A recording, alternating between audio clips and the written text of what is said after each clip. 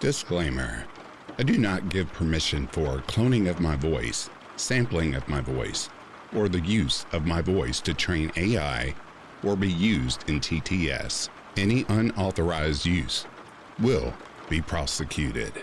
Good morning, good afternoon, or good evening. I hope you are all well. From now on, in the beginning of these videos, I will be putting that disclaimer at the beginning, as I was most recently a victim of someone actually stealing my voice to use on their own channels for their own financial gain. I hope you all can understand. If you all happen to notice another channel so happening to use my voice, please report that to me and I will get that handled. Thank you so much. I appreciate each and every last one of you.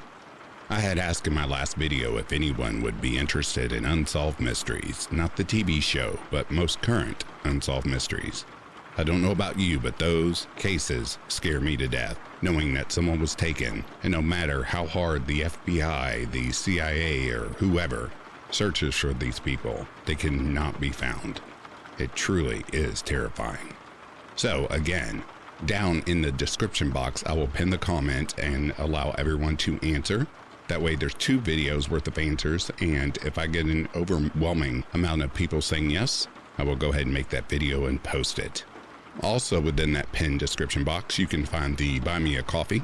If you are enjoying what you hear, you can buy me a coffee as it helps support me and the channel. If you would like to become a member of Back to Ashes, it's only $1.99 a month. Perks include getting access to videos a day early, getting your name called out in the beginning of each video, getting priority responses in the comment section, and much more.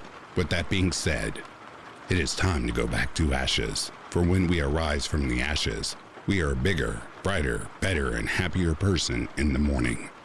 Now, lay back, relax, kick back, grab a snack, or tuck in to get warm and prepare for this dose of vocal melatonin entitled True Missing 411. Also a disclaimer, as soon as this intro is over, there'll be an ad. I'll read the first story, there'll be an ad, and no more ads throughout the rest of this video. The 5 murder cases are very short, so I'll go ahead and read through those, and then the rest of the stories will be long form.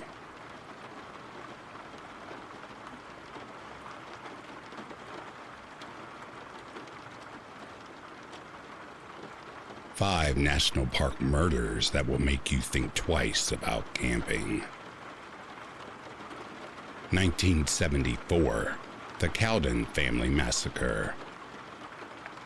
On September 1st, 1974, the Cowden family, 28-year-old Richard and 22-year-old Belinda Cowden, their 5-year-old son David, 5-month-old daughter Melissa, and basset hound Droopy, disappeared in Oregon near the Rogue River National Forest campground in the Siskiyou Mountains.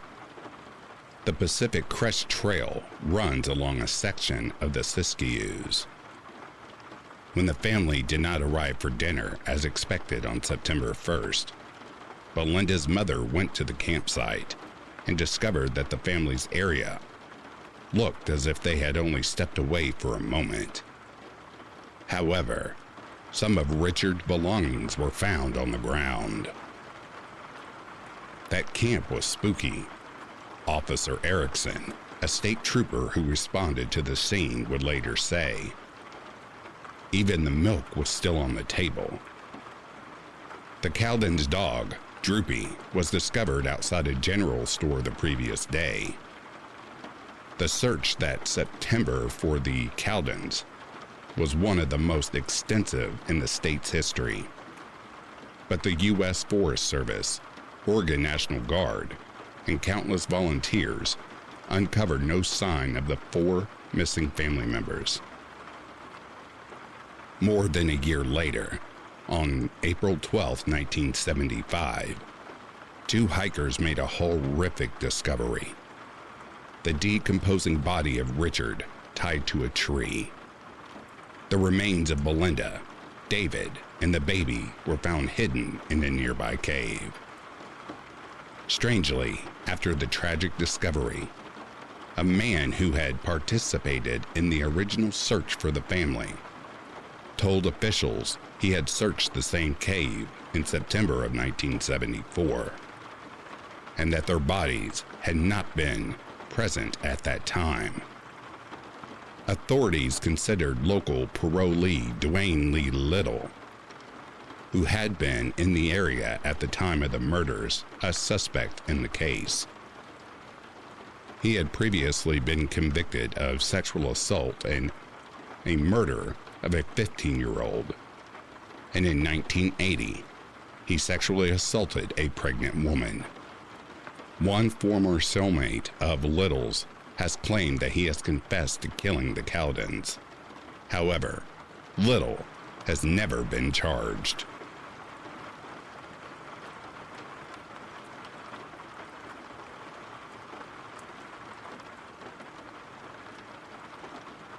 In 1981, the murders of Robert Mountford Jr. and Laura Susan Ramsey. In May of 1981, Maine-based social workers Laura Susan Ramsey and Robert Mountford Jr., both 27, were hiking the Appalachian Trail to raise funds for a youth-focused social services agency.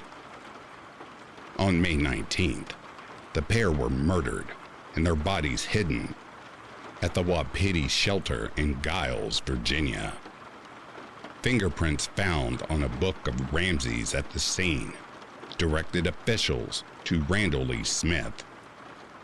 Chillingly, a note found in the ashtray of Smith's truck read, "This boy and girl have been so nice to me. It is going to be a real shame when the time comes to get rid of them." Smith eventually pled guilty to 2 counts of second-degree murder in exchange for a 30-year prison sentence. Smith's motives remain unclear, but the prosecutor theorized that Smith had begun to stalk Ramsey after seeing her in a store along the trail. A neighbor of Smith's has also since said that Smith was possessive of the Appalachian Trail and viewed hikers as invaders. To the horror of the hiking community, Smith was released on parole in 1996, just after serving 15 years in prison. 12 years after his release, Smith struck up a conversation with 2 men who were fishing near the area where he had murdered Ramsey and Mountford. While eating with the duo, Smith suddenly attacked them, shooting the man twice. Thankfully, both fishermen survived. Smith died from injuries he sustained while fleeing the scene in one of the men's trucks.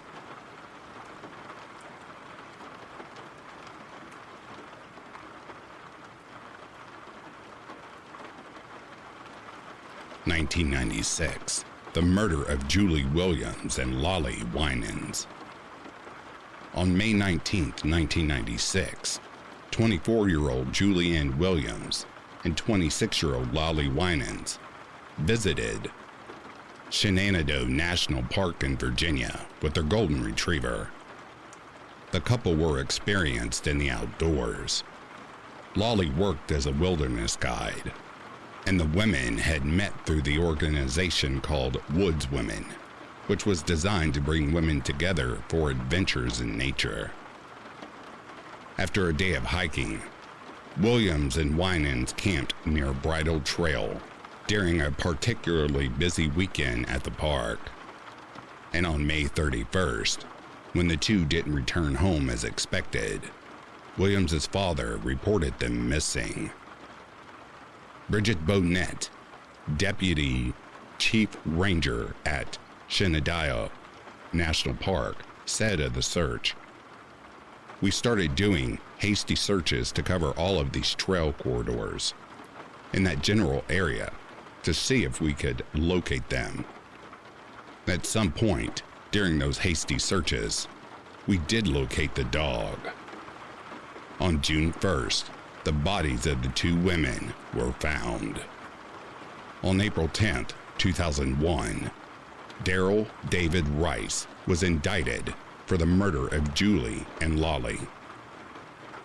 Rice had become a suspect after attempting to abduct cyclist Yvonne Malbasha from a nearby area on July 9, 1997. When Rice's vehicle was searched following the attack, restraints were found inside.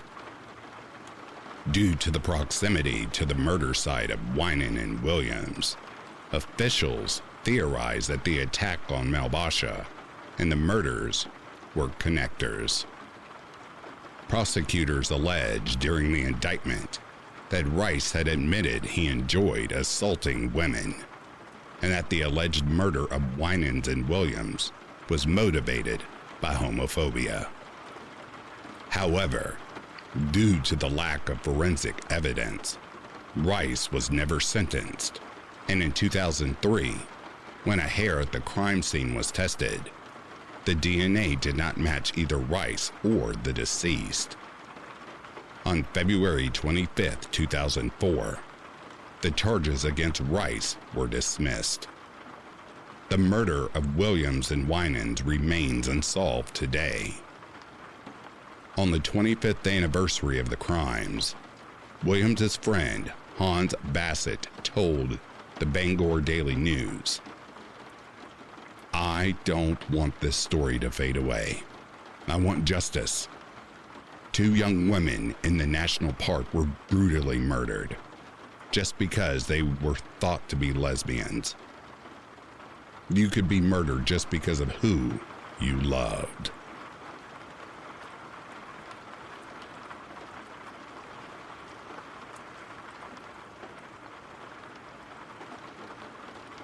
In 2008, the murder of Meredith Emerson.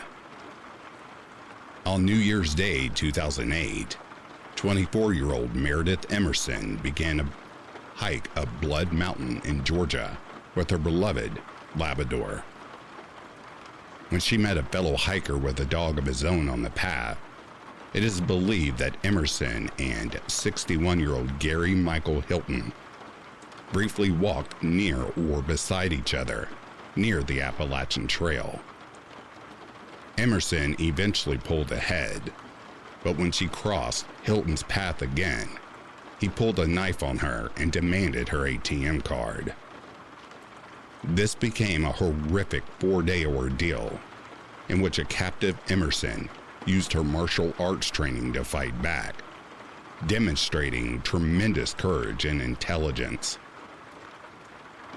In addition to breaking her kidnapper's hand, Emerson repeatedly gave him the wrong PIN number for her ATM card, causing him to leave an electronic trail behind for searchers looking for the missing hiker. "That's one thing that broke my heart in this case," said Georgia Bureau of Investigation agent Clay Bridges. "She was doing everything she was supposed to do to stay alive, and we didn't get there in time." On the 4th day of her captivity, Hilton killed Emerson, but released her dog. Hilton was arrested the following day when a citizen called in a tip that a man matching the description of the wanted hiker was seen cleaning a van. In addition to Emerson's murder, Hilton was found guilty of the 2007 murders of John Bryant, Irene Bryant, and Cheryl Dunlap in the national park. He is also a suspect in 4 additional murders. Emerson's dog was adopted by her parents. Emerson's roommate went on to found Right to Hike Incorporated in her memory. Emerson is honored through a scholarship foundation and donations of emergency phone spaces designated to make the outdoors safer for everyone.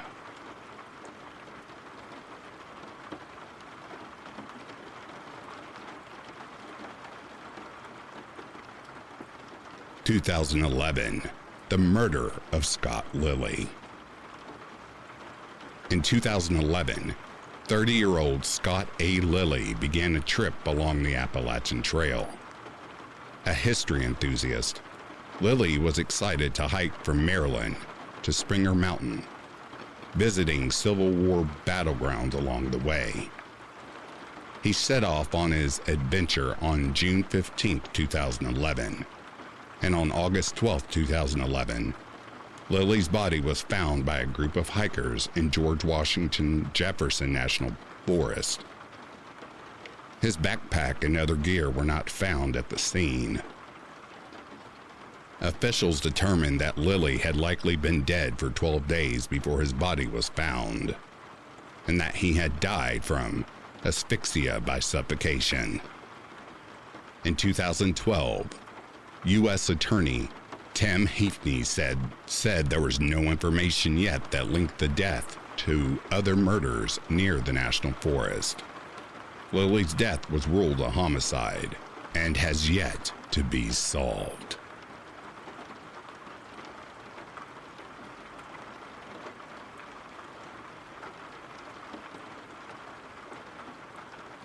Shoshone National Forest, Amy Rowe Bechtel. It was 21 years ago, on the afternoon of July 24, 1997, Amy Rowe Bechtel, 24, began her run outside of Lander, Wyoming, training for the 2000 Olympic marathon she had hoped to qualify for. She never returned. Wyoming is called America's biggest small town, and Lander is an outdoor enthusiast hub, where climbers gravitate to the unique geological formations in Sinks Canyon within the Shoshone National Forest. Sinks Canyon is part of a magnificent ecosystem stretching from sagebrush and juniper-covered foothills, through conifer forests, aspen meadows, to the alpine habitat in mid-central Wyoming. Amy vanished while running along Loop Road, a route that includes Sinks Canyon Road and runs the Popo Aggie River, approximately 15 miles south of Lander. Her car was found by her neighbors, Ton Skinner and Amy Weisler, parked at Burnt Gulch, where Amy was marking her 10K hill climb she was planning for the fall. When Amy had not returned by evening, her neighbors got into their car and headed for the gravel road of switchbacks, ascending to Loop Road. At approximately 1 a.m., they found Amy's white Toyota Tercel wagon parked on the side of the road where Loop Road splits to the pine-shrouded Burnt Gulch turnoff. The weather during July is mild, with days averaging 85 degrees and evenings about 54 degrees. There had been rain in the afternoon. Puddles of water surrounded the vehicle. Todd and Amy looked for footprints or tire tracks, but see nothing. Only Amy's sunglasses, her keys in the driver's seat, and a to-do list were found in the car. Her green Eagle wallet was missing. Panicked, Todd calls Amy's husband, Steve Bechtel. The search for Amy began early the following morning when her husband Steve and about a dozen of his friends. By day's end, dogs, dirt bikes, ATVs, and over 100 volunteers had joined the search. The following day, horses and helicopters began searching the rugged terrain. By the third day, police expanded the search to a 30-mile radius. As with most missing person cases or missing wives, police turned toward the husband, in this case, Steve Bechtel. A move that, 20 years later, appears totally unwarranted and limited the search with tunnel vision, the enemy of any investigation. Amy and Steve both graduated from the University of Wyoming with degrees in exercise physiology. They had been married a little over a year, Steve was a climber. He and Amy both worked at Wild Iris, the local climbing shop. Amy taught a youth weightlifting class at Wind River Fitness Center and worked part-time at the Sweetwater Grill. By all appearances, Amy and Steve were the bubbly, happy newlyweds and had just bought their first home in Lander, with a population of just 7,000. Police searched Steve's journals and acquaintances gave conflicting statements about their relationship. Some described them as idyllic, while others stated Steve was often jealous and belittling. The FBI would make accusations Steve killed his wife, a claim current detectives disagree. Steve had an alibi backed up by a fellow climber. At the time, he had been about 75 miles from his home in Lander. He met with his friend, Sam Leitner, and Bechtel's Yellow Lab Johns and rode north to Cartridge Creek, area of Shoshone National Forest, to scout for a climbing location. According to a Runner's World article, Long Gone Girl, Fremont County Sheriff's cold case detective Sergeant John Zerga disagrees with the way the case was handled in 1997. Nowadays, everything is viewed as a homicide. Back then, it wasn't viewed that way. She was just a missing runner for 3 days, Zerga said. We wouldn't close off any routes out of here, Zerga continues. We didn't close off any vehicles. All we had was a bunch of people up here looking for a missing runner. We actually ruined the investigation with the vehicle because we allowed the Skinners to drive it home. The investigation was not good for at least the first 3 days. There was a lot of stuff lost. While all eyes had been on Steve, it wouldn't be until over a decade later when the brother of Del Wayne Eaton, 57, would talk to police. He had tried to contact law enforcement earlier, but no response. I think our detectives who were working the case were so adamant it was Steve, they weren't looking in other directions, said Sergeant Zerga. 15 years after Amy vanished, Zerga spoke to Eaton's brother, who told him Eaton would often camp in the area Amy had vanished. Few camped in the area and few outside of Lander even knew about the area, Zerga added. If we could prove Dale was in the area, that puts him as the #1 lead. Eaton had tried to abduct a family pulled over with car trouble. After his arrest for the attempted kidnapping, he escaped and was later found by authorities in the Shoshone National Forest. He was incarcerated and required to submit a DNA sample. In 1988, Lisa Marie Kimmel vanished on a trip from Colorado to Billings, Montana. 14 years later, DNA would be linked to Eaton. An autopsy would determine Kimmel had been beaten, bound, and sexually assaulted for at least 6 days.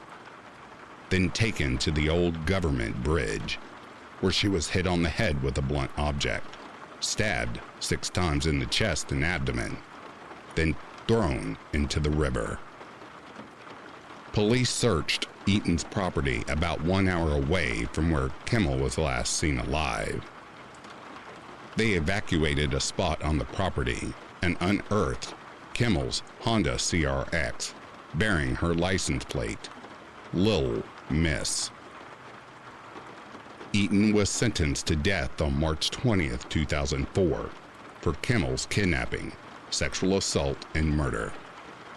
As for Amy, Eaton had remained tight-lipped, but as with everything, justice has a way of coming around. Anyone with information should call the Fremont County Sheriff's Office at 307-332-5611.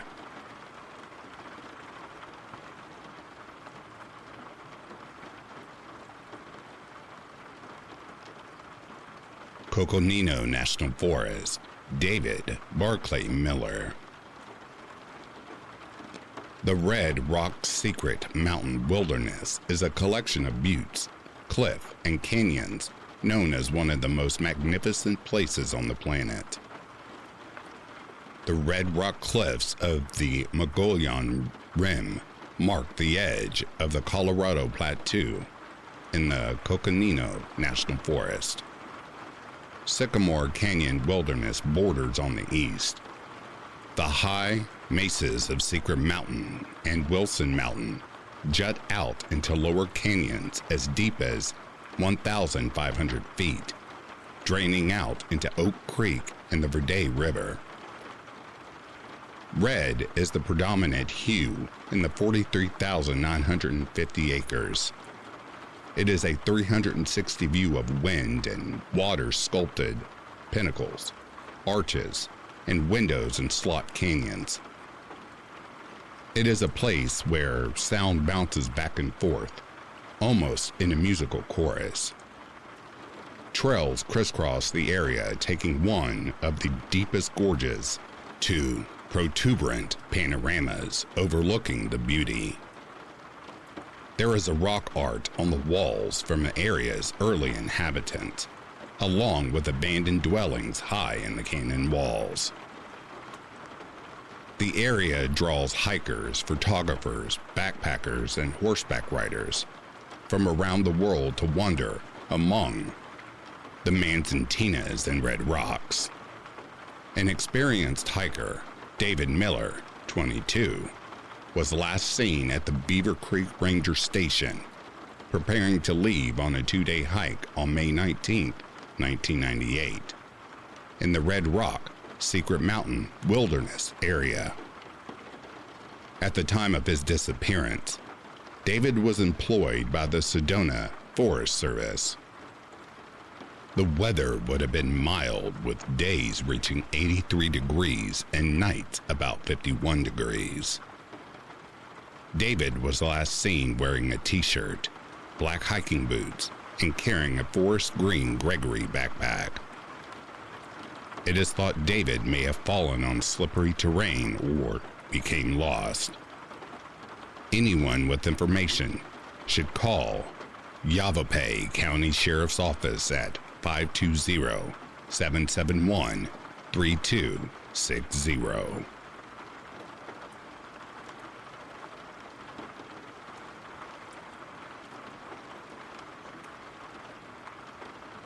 Salmon Chalice National Forest, Dior Kunz.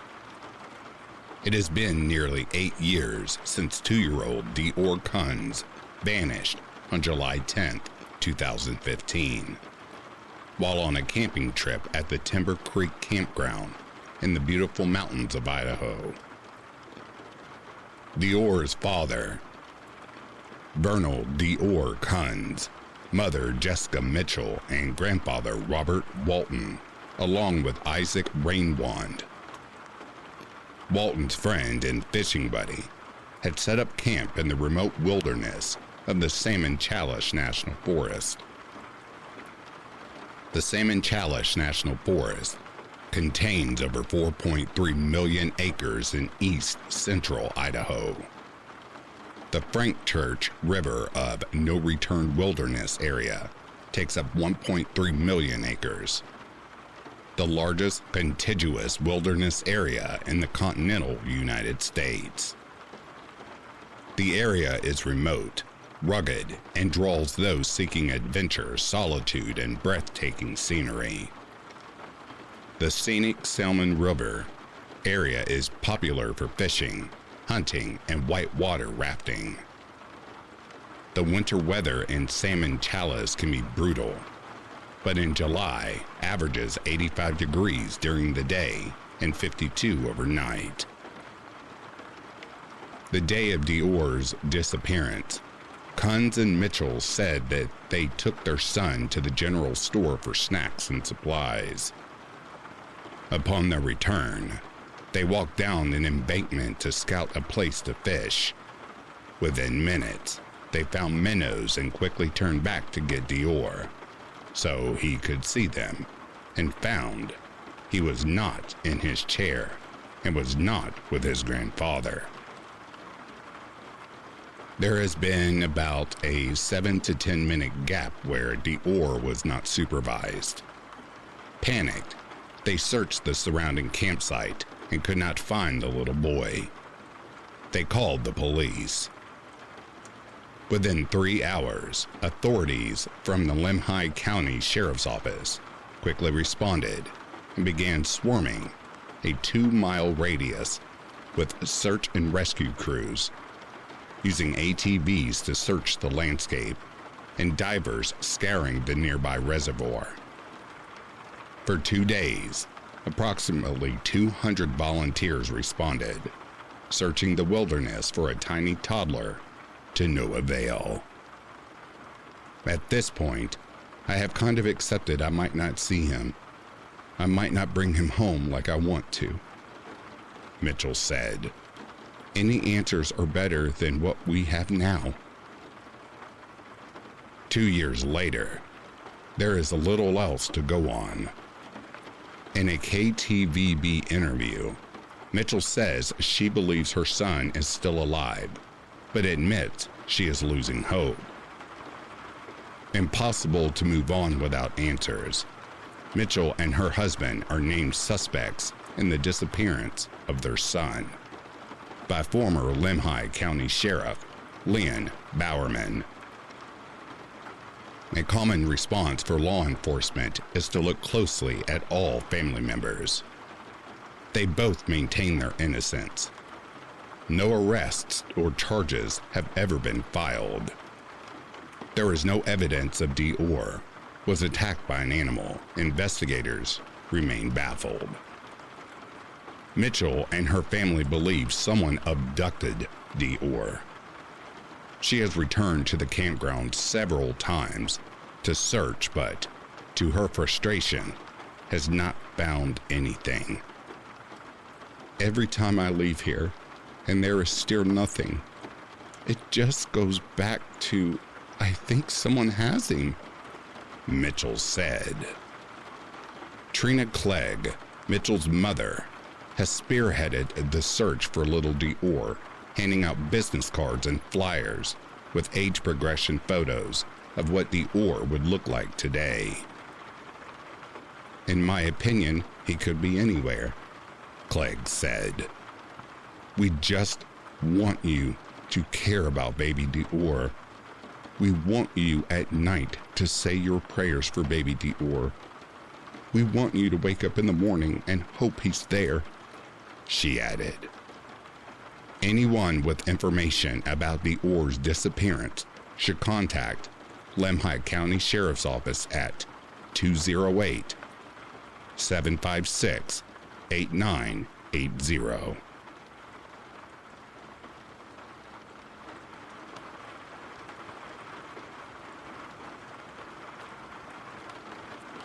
Rio Grande National Forest, Joe Keller. Joseph Keller, 19, was an adventurous young man from Cleveland, Tennessee. He was spending his summer with friends Colin Gwaltney and Christian Fetzner, exploring the West between his freshman and sophomore years at Cleveland State Community College.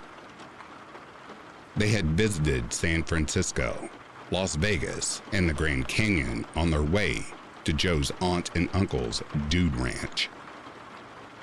The Rainbow Trout Ranch in San Juan Mountains of Colorado. Rated as one of the top fly fishing ranches in the country, it is based in southwestern Colorado, with private angling along the Conejos River, a tributary to the Rio Grande flowing right through the property. The young men were in for a treat, visiting a place that combined the splendor of the Rocky Mountains with the enchantment of New Mexico. About 4 hours south of Denver, the Rio Grande National Forest surrounds the ranch with 1.83 million acres and is considered a jewel of Colorado. The Continental Divide runs 236 miles along most of the forest, and the tops of the Sangre de Cristo Mountains form the eastern border. In between sits the spectacular San Luis Valley, which is a large agricultural alpine valley. This majestic sprawling land is the last place you want to get lost. Joe was a competitive runner, an obstacle course racer. His friend Colin, a varsity cross-country runner.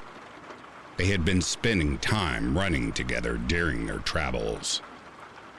Neither was used to the high elevations, the ranch sitting at approximately 9,000 feet. It was July 23, 2015. They had planned an hour-long run along Forest Road, 250 that crosses the ranch into the National Forest, following the Conejo River, upstream. Joe left shirtless, wearing only red running shorts, blue trail shoes, and his Ironman watch. At 4:30 p.m., the friends started out together, but Joe soon fell behind as he was a slower runner. Collins' GPS watch shows him turning off Forest Road 250 onto the ranch drive that snakes up behind the lodge. The run became a scramble, so Colin headed back toward the road and upstream. A fly fisherman spotted Colin about 2.5 miles up the road, but never saw Joe. Colin finished his run and began puking due to the high altitude. Joe never returned. When Joe didn't show up for dinner, Colin and Christian drove up the road honking, while ranch hands and guests hiked up the rocks towards a mountain formation called Faith, towering above the valley. By 9:30 p.m., there were 35 people out searching for Joe. Sheriff Howard Galvez of the Conejo County Sheriff Department, along with 2 deputies, arrived about midnight and began assisting the other searchers. Joe's parents were notified, leaving their home in Tennessee, along with their 17-year-old daughter to travel to the ranch. They were there in less than 24 hours. It is now Joe's birthday. Search efforts were upgraded, with about 200 people on foot, horsebacks and ATVs, and about 15 canines. The family posted a $10,000 reward for information. Dressed only in shorts, Joe was not prepared for the evenings in the San Juan Mountains, where it is about 62 degrees during the day, down to only 30 degrees at night. Helicopters and even an infrared-equipped plane was used to search for Joe. The response to Joe's disappearance was swift. The resources used in the search for Joe are unmatched by most searches for missing persons. But after a week, most volunteers had gone home, and after 13 days, the official search stopped. The family left with questions and desperation. Following is a roller coaster of emotions, anger, and theories. May 2026, the search resumed with approximately 30 volunteers, drones, and 11 dogs from Colorado forensic canines. The search was organized by the John Francis Foundation, a Minnesota nonprofit specializing in wilderness search and support. Still, no sign of Joe. An Outside online article, How 1,600 People Went Missing from Our Public Lands Without a Trace. Talked to Neil Keller, Joe's father. For a lost person, the response is limited to 5 days on average. There needs to be a plan for applying resources for a little bit longer. The Keller family hired 2 private investigators whose efforts were fruitless. Nearly a year later, Neil Keller was traveling back and forth from Tennessee to Conejo County, searching for his son every minute he could. On July 6th, John Renstraw, 54, a former offensive lineman for the Pittsburgh Steelers, an endurance runner and search and rescue hobbyist, located John's body in a boulder field below a cliff. His body 1.7 miles northwest of the ranch. Soon after Joe's disappearance, Gwaltney told Tennessee's WTVC-TV he went running on a foresty road that was pretty well maintained, he said. It was gravel and pretty flat with a few curves, but if you ran off the road, there were pretty steep places. Joe was found and his family now has answers. He is no longer a missing person in a gray area of estimates with limited resources and minimal government attention.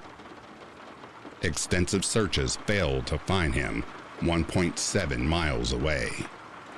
The initial search didn't last long enough.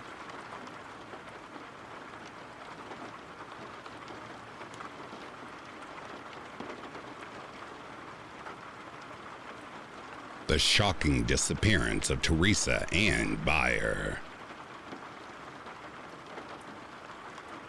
On June 1st, 16-year-old Teresa Ann Byer and Russell Skip Welch, 43, reportedly became separated in the Sierra Nevada mountains after they had gone to look for Bigfoot or Sasquatch. Welch was subsequently charged with abducting Teresa, but the charge was later dismissed. Welch went camping with Teresa near Shut-Eye Peak, about 25 miles northeast of Bass Lake in California, and was questioned by deputies when he returned without her. She was last seen at around 7:20 p.m. Welch's explanation was that Bigfoot had abducted her, but foul play was suspected. Searches throughout that region produced no sign of Byer. She has never been seen again, nor has any evidence turned up. Was this a simple case of kidnapping and murder by a man high on meth, or was it, as Skip claimed, a Bigfoot abduction in the Sierra? Did Teresa just run off into the woods to escape and become lost? Skip was charged with Teresa's abduction, but the case against him was dismissed due to lack of evidence in October 1987.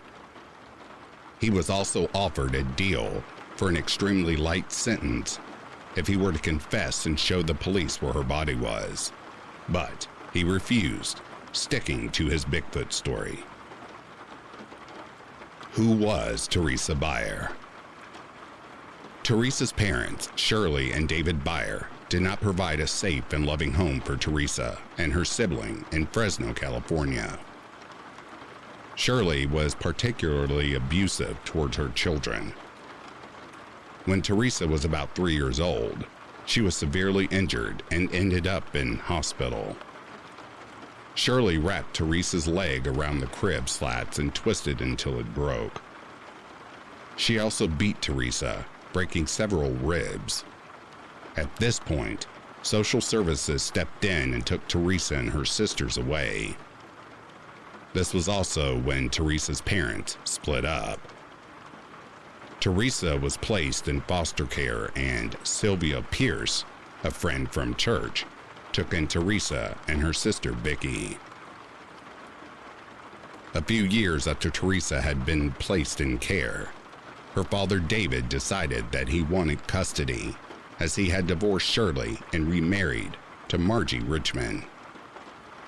Margie had previously been married to Shirley's half-brother, John Richmond, and they had 2 daughters who lived with her and David.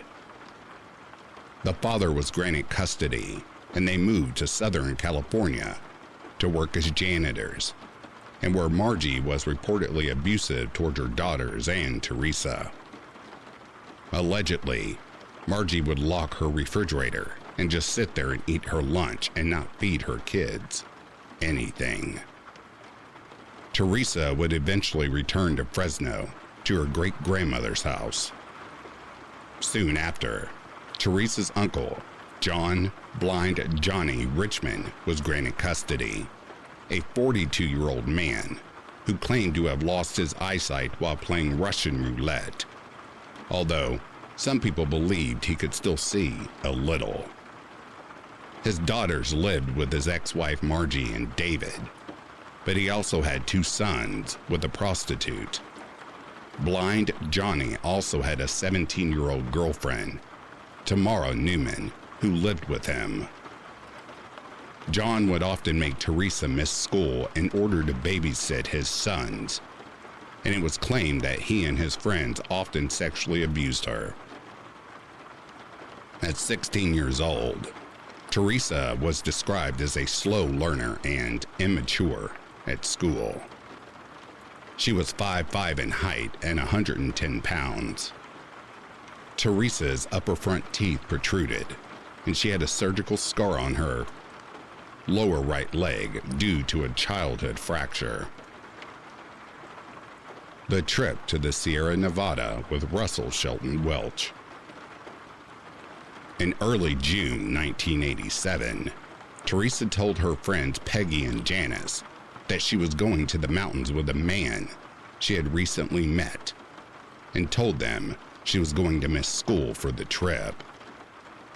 This man's name was 43-year-old Russell Shelton Welch, or Skip, a house painter who was obsessed with Bigfoot, also known as Sasquatch, and he had claimed to have seen it many times.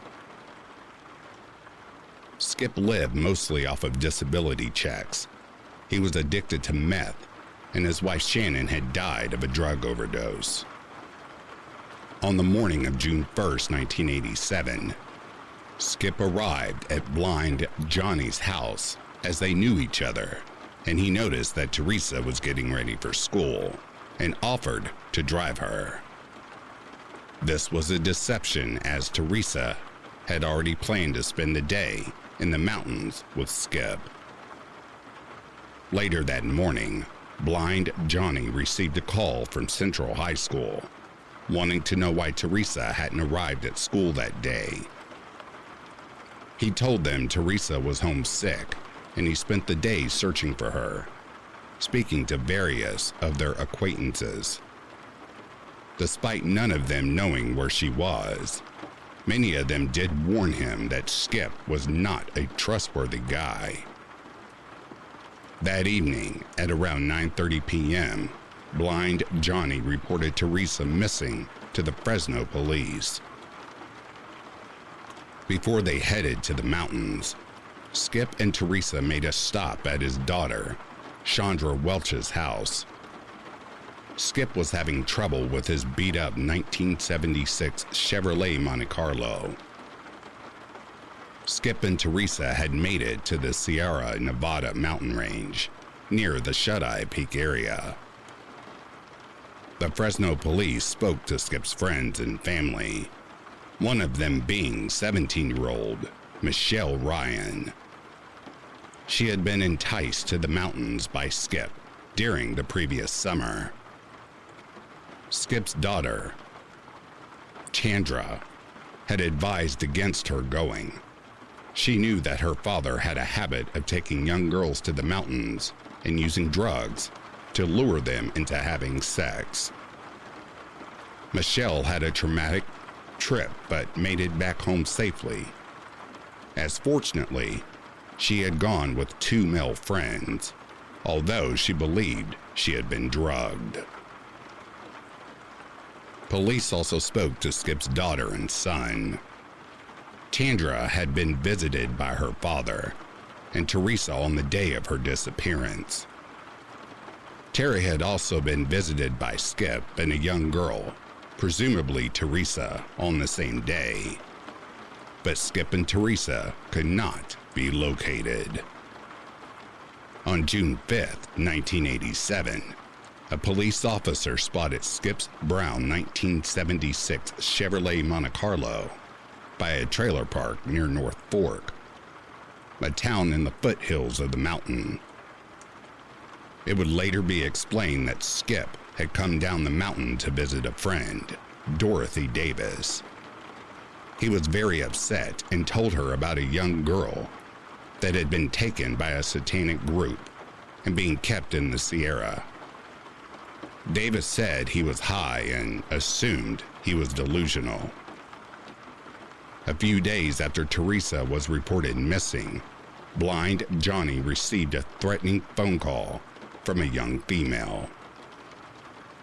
She told him that Skip was packing a pistol and wanted her to tell him, "If you continue to make trouble for him, you will have more trouble for him. Even your kids can get hurt. And tell the police that Skip has taken Teresa to school, dropped her off, and some unknown blonde girl had picked Teresa up." 5 days later, authorities were able to find Skip at his mother's house in Sunnyside, Fresno. He was arrested for a previous drunk driving violation. During questioning, Skip spoke very seriously about Bigfoot and claimed that there was a very large number of them living in the mountains, in underground caves, and that he had communicated with them several times. When questioned about Teresa, his story changed several times, and he insisted on calling her by the nickname that he gave her, Sam. At first, he claimed to have dropped her off at school, but soon admitted that the two did in fact go to the mountains to seek out Bigfoot. Then, Skip claimed that Sam had run off into the woods with another young woman, and then later claimed she had left with some other campers. In fact, another version, he said that Sam had gotten overexcited after they had seen Bigfoot a couple of times that day, leading to her running off to find the creature again, and he was unable to find her. Skip said that Teresa would not be returning because she'd be happier with the Bigfoot community in the mountains rather than her own home. At one point, during the police interviews, Skip, without the officer asking anything, said that if they had happened to find Teresa, there would be no sign of sexual abuse. He claimed that although Teresa had been willing to have a sexual relationship with him, he would have never done that with a young girl, as that was not his nature. Skip agreed to show authorities where the campsite that he and Teresa allegedly stayed at. He led them to a small grove of trees at the meadow's edge along Browns Creek. At the inner area of this grove, there was a smoldering fire among the heavy layer of pine needles that appeared to be somewhat damp. This smoldering burnt area was approximately 3.5 feet wide by 8 feet long.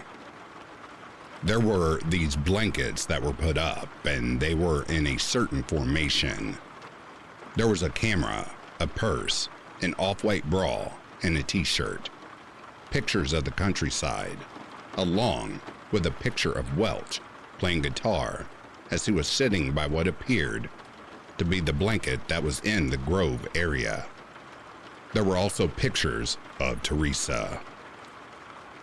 The campsite where all of this was found turned out to be staged by Skip. From the topography and the photos, the local deputies were able to guess that the actual camp was 20 miles away, possibly in Ghost Canyon. Even though he allegedly lied about the campsite, both the meadow and the canyon were searched. A helicopter that was searching for any clue or sign of Teresa's whereabouts spotted something on the hillside above the Browns Creek camp. It turned out to be a blue shirt that belonged to Skip, and it had meth in the pocket. Searches by bloodhounds were done in the vicinity of the camp, and the dogs detected Teresa's scent at one point, but no other clues were found. Skip was charged with child endangerment and child stealing. He was arraigned and released on his own recognizance by Judge Gallagher. However, this judge did not realize that Judge Austin had increased Skip's bail to $30,000 after reviewing the case. 2 days later, Skip was rearrested. 3 days before Skip's trial, authorities dropped the child stealing charge. They had offered to recommend a 1-year sentence if Skip signed a waiver, allowing them to go forward with murder charges if Teresa's body were located, but Skip refused. The prosecution decided to drop the case to avoid double jeopardy if they wanted to charge him with murder later. Teresa Ann Byer has never been found. What happened to Teresa? Most people believe that Skip was guilty of killing Teresa and disposing of her body. However, there is a theory put forward by Skip's family that the speed freak killers abducted and killed her. Despite Chandra admitting her father was a predator at the time of Teresa's disappearance, she defended him after his arrest, claiming that her father's only crime was practicing poor judgment by taking a young girl to the Sierra. Blind Johnny died of cancer around 2008, and Skip died in 1998 at the age of 54 due to severe coronary artery disease.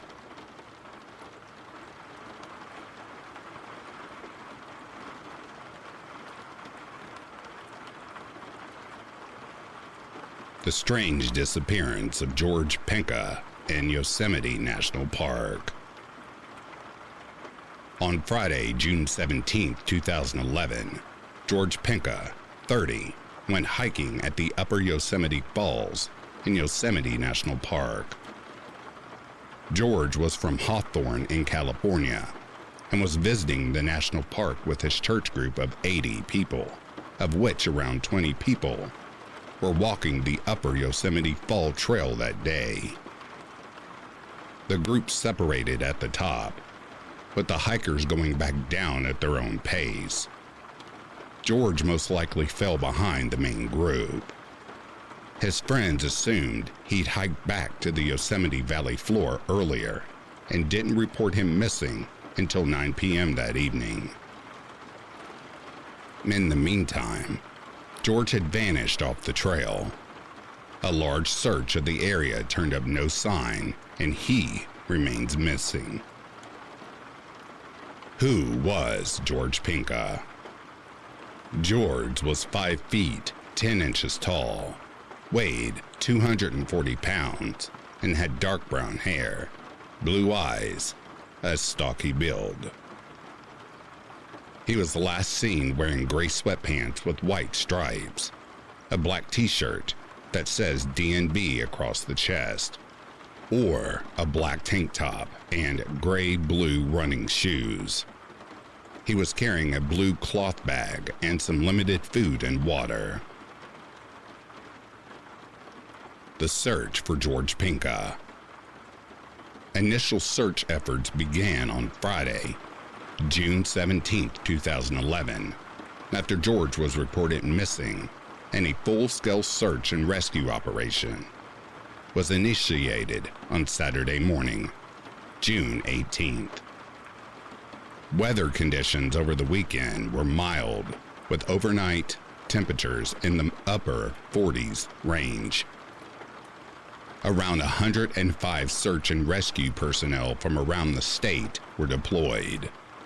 Helicopters and 6 search dogs, including Yosemite National Park Search and Rescue, Inyo County, Mono County, Mariposa County, Marion County, Fresno County, Tuolumne County, China Lake, Los Angeles County, Nevada County, Sierra Madre, Yosemite Search and Rescue Dog Teams, Sequoia and Kings Canyon National Parks, and California Explorer Search and Rescue. On June 23, 2011, search efforts transitioned to a limited continuous search. After nearly 1 week of intensive searching, park rangers did not find any clue as to George's whereabouts. What happened to Pinka? Voluntary disappearance. Was George Pinka ever on the trail? In the years since he vanished, no trace has been found.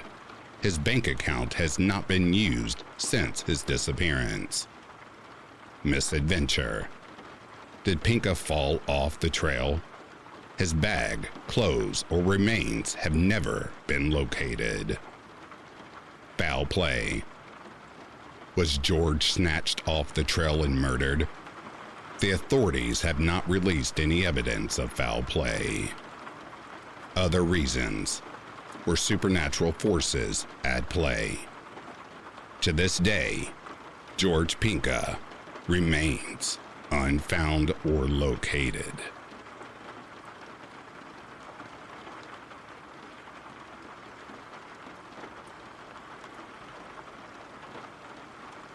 The disturbing death of Ranger Randy Morganson in Sequoia and Kings Canyon National Parks.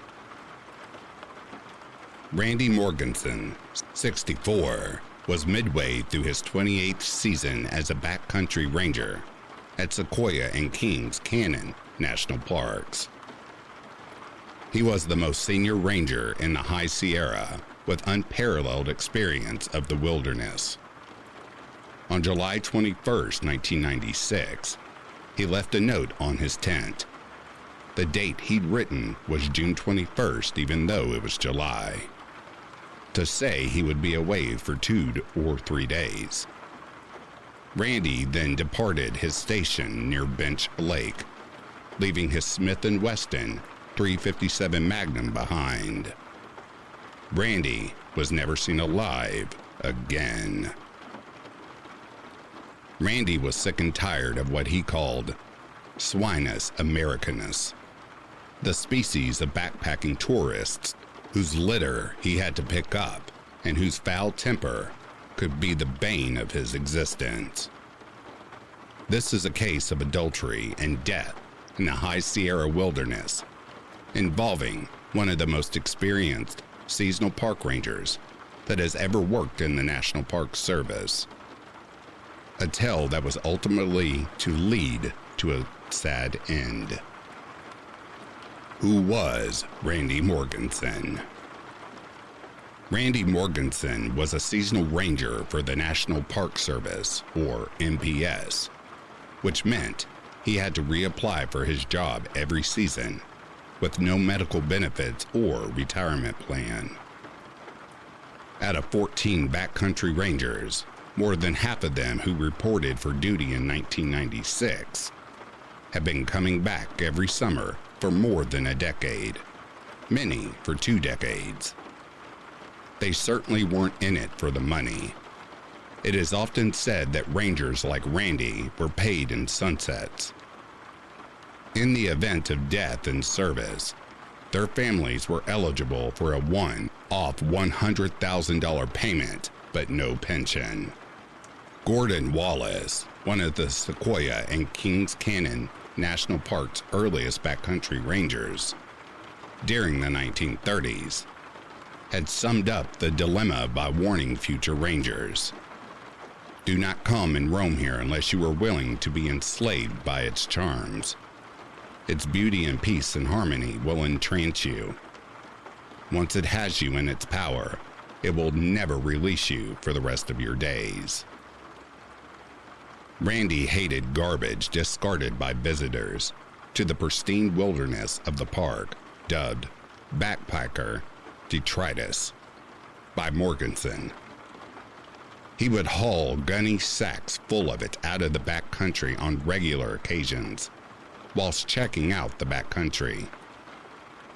He wrote in his 1973 McClure Meadowlog, "All of your life, someone is pointing the way, directing you this way and that, determining for you which road is best traveled. Here is your chance to be adventuresome. Don't forever seek the easiest way. Take the way you find. Don't demand trail signs and sturdy bridges. Don't demand we show you the mountains. Seek them and find them yourself. This is your brightest as an animal, most commonly denied you. Be free enough from intentions to find goodness wherever you are and whatever is happening. Here for once in your life, you can now live by whim. Here's your one chance to get lost, fall in the creek, find a beautiful place." The 1996 season at Sequoia and Kings Canyon National Park. Before the start of 1996 season, Randy had seemed depressed to colleagues, saying, "You know, after all these years of being a ranger, I wonder if it's been worth it." It was not surprising since Randy had recently received divorce papers from his wife, Judy.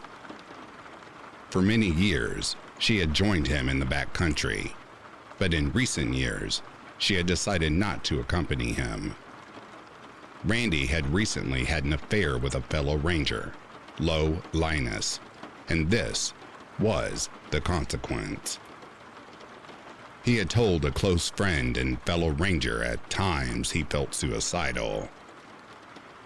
On July 20th, 1996, he had radioed the same colleague and his wife to ask some mundane questions that they interpreted as Randy just wanting somebody to talk to. The short conversation had ended when Randy said abruptly, "I won't be bothering you two anymore." The next day, Randy left his camp, never to be seen alive again. The disappearance of Randy Morgeson and search. Randy was always known to have a low impact on the environment, but the rain during that period in late July meant that his exact direction and destination were unknown. Ranger Rick Sanger was just a second-year backcountry ranger when Randy failed to check in by radio for several days. Rick hiked through the night to his mentor's duty station at Bench Lake and discovered a note confirming he was overdue from a cross-country patrol. He was reported missing on July 25th, 1996. The news spurred one of the most intense and emotionally draining search and rescue operations in National Park Service history, in large part because the Rangers were searching for one of their own. Randy Kaufman, the incident commander, had instructed the Rangers searching for Randy to read Morgeson's logbook to gather any hints where he had gone. He also conducted a secret ballot amongst them to assign each segment of the search around a POA, or probability of area, and then a row, or rest of world. Probability if Randy was somewhere outside the designated search area. The percentage points assigned by each ranger for 16 segments plus the ROW segment had to add up to 100 points. Nobody could assign a 0 for any area. The Bench Lake Basin area was the highest percentage POA at 26.2%, while Marion Lake and its surrounding cirque were the second highest at 19.2%. The ROW option was voted as the lowest POA by everybody except Ranger George Durkee, a close friend, who assigned that choice a high percentage, knowing Randy's depressive thoughts at the time. Each segment was between 500 and a gigantic 7,000 acres, making the operation difficult and hazardous to the rescuers. What if Randy didn't want to be found? Nearly 100 rescue personnel searched in 80 square miles of wilderness. They hoped his radio was not working because it was in a dead zone on the mountain or had broken. A short time before his disappearance, Randy's radio had stopped working, and he was forced to hike to another station to pick up a replacement. A special investigator employed by the Park Service found out that Randy had been threatened with violence on 2 separate recent occasions. But both of these individuals had alibis. Some speculated he had just left the park to start a new life, but Randy's car was found where he had parked it. Bank records showed no withdrawals and his credit cards were unused. The computer program, CASey, or Computer Aided Search Information Exchange, was used and designed to simplify most of the calculations involved in managing a search emergency. A computer printout provides basic information about how each segment had been searched: air, foot, dog, horse, and how effective the searchers believed they were in clearing that area. Using this method, the leader of the search can cross off search segments once they had been cleared. However, the system presumes the missing person is not on the move and has not re-entered an area already cleared. In addition, segment searches are generally limited to surface areas, meaning they don't factor in locations underwater, underground, or under a rock slide. Over the following days, there are plenty of frustration as dogs followed scents that seemed to abruptly stop, and random pieces of gear were found in several different locations. But none could be positively linked to Randy. The FLIR helicopter, equipped with an infrared camera, picked up a campfire burning on a hillside, but with no one in sight tending it. Eventually, the search was called off with no sign of Randy or a body. Then, a letter arrived at Randy and Judy Morgansen's home in Sedona, Arizona, from Randy. Judy opened the letter and noted it had been postmarked 2 days after his apparent disappearance. Since there is no postal service in the national park, she couldn't understand how Randy could have mailed this letter. That added to the suspicions that he had left the area to start a new life away from the NPS. 13 days after Randy had been reported missing, in early August 1996, the official search, which included helicopters, dog teams, and dozens of volunteers, was called off. Not a single trace of Randy had been found, not even a footprint. Remains found in 2001. Finally, in July 2001, 5 years after the search was called off for Randy, a 19-year-old member of a California Conservation Corps trail building crew ventured off trail and found some remains. The worker found some new evidence near a creek and a gorge in the Window Peak drainage, very near the outermost borders of the search area, below the pools of a waterfall. Rangers were called in and soon discovered a tattered t-shirt with Morgansen's badge.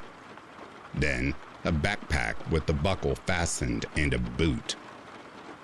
On close examination of the boot, which was half submerged in water, It had something white protruding from it. A leg bone. The boot and pack seemed to match the description of gear that Randy reportedly had been using. Investigation and recovery teams were flown in. Shortly after, a functioning park-issue radio was discovered resting on top of the falls, not at the bottom like the other evidence. It was turned to the on position. This discovery confused matters even more, although these remains seemed to confirm Randy had been in the mountains this whole time. Investigators weren't certain where this is where Randy had died. Rangers had remembered searching this gorge and crossing at the exact spot where the radio was. Retired Sierra Sub-District Ranger Alden Nash believes Morgeson had followed through a snow bridge and broken his leg, and his body had simply been hidden underneath ice throughout the search. Weirdly, during the rescue attempt in 1996, Judy had dreamed of a dead man floating in a lake. "I don't think this was an accident," said Eric Blam, author of The Last Season, a book about the disappearance of Randy Morgeson. Well worth a read, by the way. Blam says Randy may have wanted to appear to have died on the job to make sure Judy, his wife at the time, got her $100,000 benefit from the government, a policy not honored in the case of suicide. If he wanted to throw off the dogs or sucker people into believing something happened, he did a great job, Blam says. After so many years with the bones gnawed, there's no way to say exactly what happened. In memory of Randy Morgeson, Mount Morgeson. The official Mount Morgeson in remembrance of Randy is the first peak west of Mount Russell, half a mile away, and just north of Mount Whitney. Mount Morgeson should be distinguished from the west park of Mount Russell, the higher of Russell's twin summits, which are separated by only 0.1 miles. A summit registered with the name Mount Randy Morgeson, 13,920, was taken to the top by two park veterans in 2007. A peak bagger named Richard Piotrowski found the original register missing when he climbed Mount Morgeson on September 20th, 2008.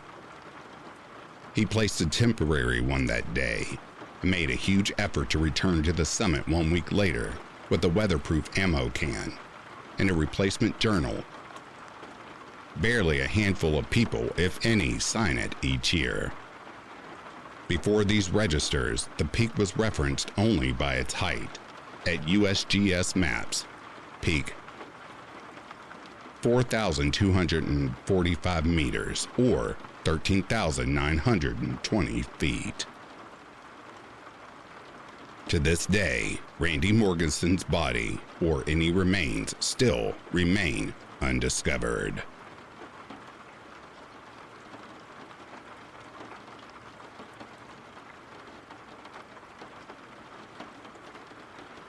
The strange disappearance of Harold Drake from Pfeiffer Big Sur State Park. Harold Drake, 76, was last seen on July 8, 2015, when he told a friend that he was going on a long hike whilst they were camping together in the Pfeiffer Big Sur State Park in Monterey County, California. Although Harold was retired, he was described as an experienced hiker and physically fit. He was a high school math professor until he retired. He took a gallon of water and a small pack containing snacks with him for the hike and planned to return that afternoon to the campsite. But Harold never returned, and his friend reported him missing to authorities at around 10 p.m. that evening. The search for Harold Drake. The Monterey County Search and Rescue Team, SAR, along with the Monterey County Urban Search and Rescue Team, USAR, conducted a search of Pine Ridge Trail and Mount Manuel Trail, which are the main trails leading out of the park. California State Park Rangers conducted a search of Pfeiffer State Park and adjacent short trails. Another SAR team conducted a search of the Big Sur River Gorge, which is another popular destination leading away from the park. On August 10th, search and rescue teams from Monterey, Marion, and Santa Cruz County arrived to conduct a further search of the trail. And a helicopter from Naval Air Station Lemoore and CHP also assisted with the search. After an intensive 5-day search by air and ground, the Monterey County Sheriff's Search and Rescue Team called off the search effort. What happened to Harold Drake? No sign of Harold was found, and to this day, his body remains missing in the wilderness. An acquaintance said Drake was not the kind of hiker to get himself into trouble, having hiked the John Muir Trail, parts of the Pacific Crest Trail, and finishing the Tahoe Rim Trail. But at 76 years old, anything could have happened. But it seems unusual that his body was not recovered, given it would seem unlikely he walked voluntarily off trail.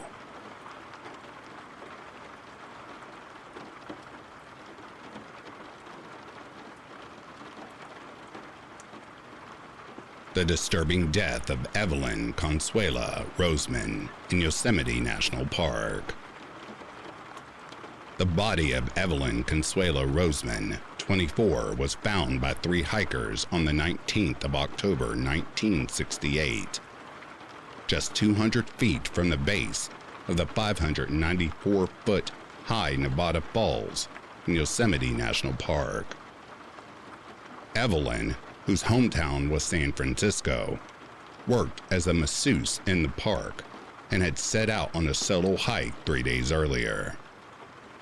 According to investigators, Evelyn had somehow been launched from the fall or cliff and hadn't jumped, and had been found partially undressed. In October, the creek leading to the fall is at a very low water level and would have not been swept away. She had a pair of badly torn corduroy pants that were pulled down near her ankles, and her sweater had been pulled up over her head. Another of Evelyn's sweaters was lying on a rock near her feet, and her purse was found on the bridge near Nevada Fall. The autopsy found the cause of death appeared to be a massive head injury sustained to the fall. Parts of her brain were found on a rock 50 feet from her body. The pathologist discovered she had been sexually assaulted either pre- or post-mortem, with indications of bloodless vaginal lacerations. Unfortunately, because this is 1968, there is a little information on Evelyn's case. How did she end up so far from the base of the cliff? Was she running from someone at the top of the falls, fell over, and then her body was dragged to another point at the fall's base? It was probably foul play given the vaginal lacerations. And it is unfortunate that the National Park Service kept Evelyn's death low profile. However, this is not surprising given the disturbing details, and probably they were worried about park visitors being scared away by publicity about a potential serial killer in the area.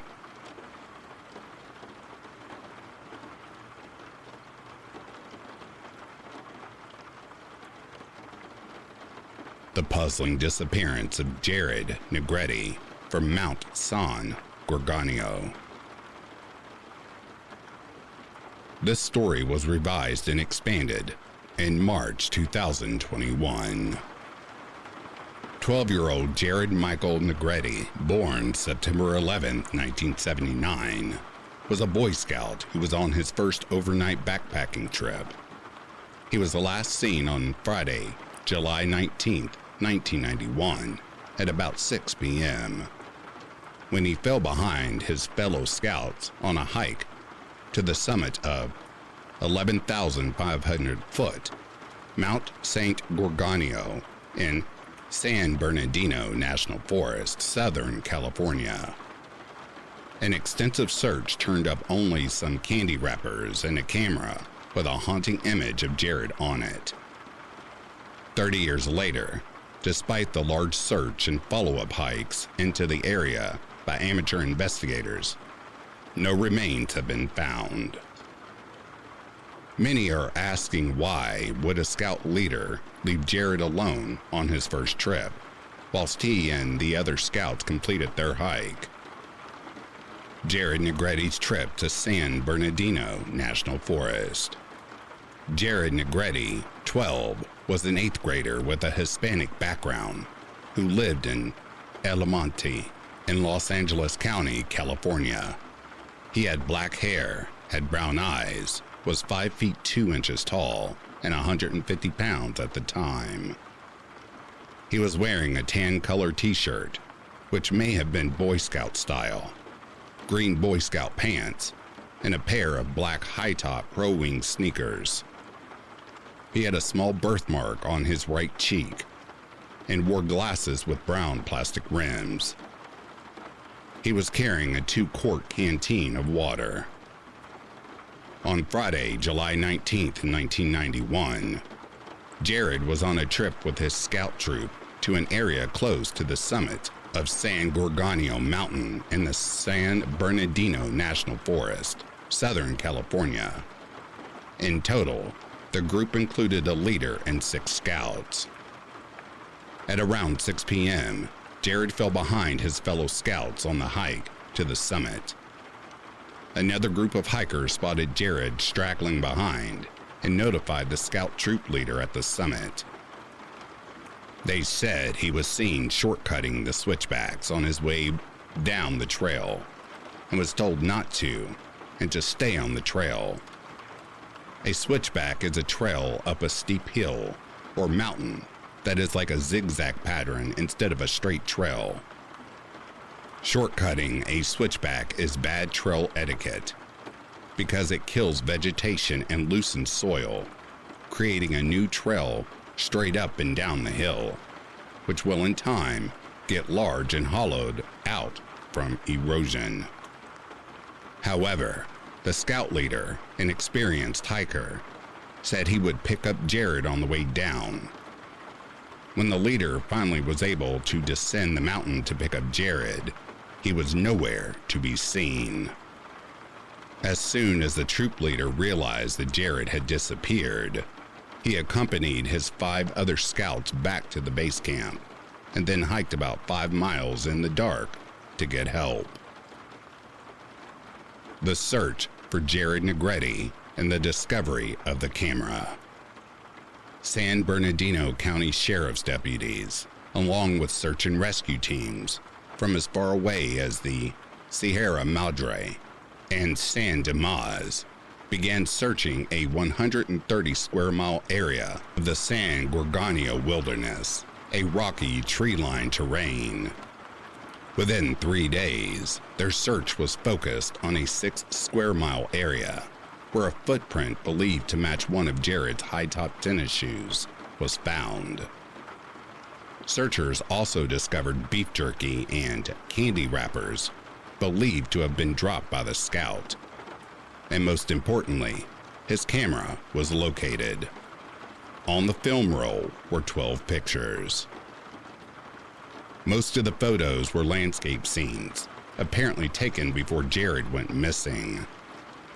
But the final picture on the roll of film was a photograph of the scout's eye and nose, taken with the aid of the camera's flash. possibly at night, after he disappeared. Family members said it appeared Jared pointed his camera at his face and snapped the picture. It seemed possible that the boy had lost the camera while sliding down a portion of the mountainside. At least 70 officers, some of whom were airlifted by helicopter into the forest, and horseback riders, as well as helicopters with infrared, were deployed. Over the next 2 weeks, as many as 3,000 people had logged 45,000 hours scouring 50 square miles of the San Bernardino National Forest from Angeles Oaks to Whitewater Canyon. A blue water bottle was found, but this was confirmed not to be Jared's and had probably been washed down the mountain by flash flooding during the search. The temperatures were warm, enough for Jared to survive unaided on the mountains for a few days, and there was a sufficient amount of water located in the area, as well as the bottle he was carrying. It seemed he did have a limited amount of snacks with him. No further clues were found. Jared had vanished. Despite the discovery of the camera and its pictures, Jared remains missing 3 decades as of 2021. What happened to Jared Negretti? What happened on that day in July 1991? It is somewhat alarming that Jared, who was only 12 years old, was left behind by the scout leader. Generally, the slowest hikers are put in the middle of the group to avoid anyone being left behind. Leaving a scout on his first trip away to wait for the others to finish their hike would nowadays be considered risky or even negligent. Did he fall off the trail and slip down the mountainside? He was seen shortcutting the switchbacks on his way down the trail. But after the extensive search, why wasn't anything found? Was Jared covered by the heavy vegetation and difficult terrain in the area? There are many sheer rock walls along the trails in that area that terminate into manzanita fields that are impenetrable, as well as steep drop-offs. He probably got tired of waiting for other scouts to return, so he decided to walk down the mountain trail alone. It seems possible that Jared slipped and was severely injured or died from his injuries. If he went off the main trail, it is more possible that he got lost and died. Was he abducted or murdered? There is no evidence foul play was involved, but the trail on the mountain is well used, so it is possible a predator saw Jared alone and took advantage. However, it is really possible that a pedophile could have attacked without attracting the attention of other hikers in the area. Did he succumb to a black bear or other wildlife? It is possible for black bears to attack humans, but rare, and there are cougars in the area. There were no signs of blood, drag marks, or other evidence linked to an animal attack. The aftermath. Rick Maschek, a SAR member, formerly with the San Bernardino County Sheriff's Desert Rescue Squad, who spent over a week searching for Jared in 1991, posted on Strange Outdoors that, "I was on that search for a couple of weeks. He was seen by another hiker cutting switchbacks on his way down the trail and was told not to do that and to stay on the trail. If you were tired, it could be tempting to some people to cut the switchbacks, and apparently that is what he continued to do until there were no more as he descended, now below the trail and headed into a canyon where his camera was found. Below that was the stream and cliffs and some waterfalls, making it difficult to navigate. That combined with heavy brush, at times I crawled under the brush to get through, made it extremely difficult for searching. I was sorry after all the effort of many that he was never found. An interview with Rick featured in the March Locations Unknown podcast episode 37 has further interesting insights from Rick in the search for Jared.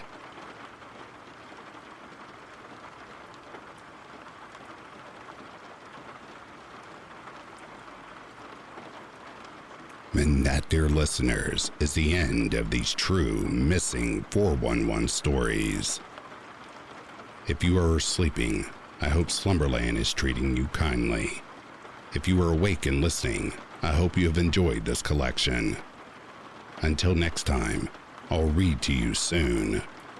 Have yourself a good morning, a good afternoon, or a good night.